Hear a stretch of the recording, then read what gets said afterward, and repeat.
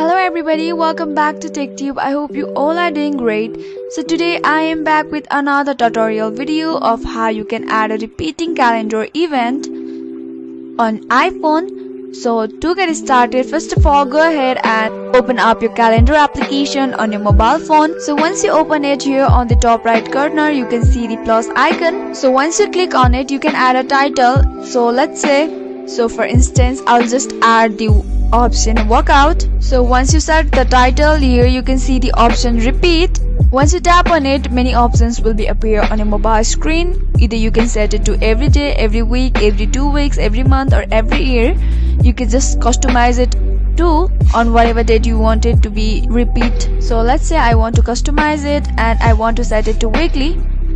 You can also set it to which day you want it to be repeat the reminder.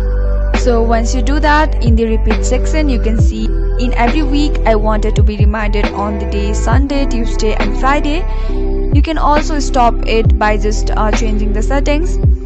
So once it's done, you are good to go. So this is how easily you can add a repeating calendar event on your iPhone. So if you found the video to be helpful and informative, just go ahead and subscribe to our channel and also press the notification bell for more updates.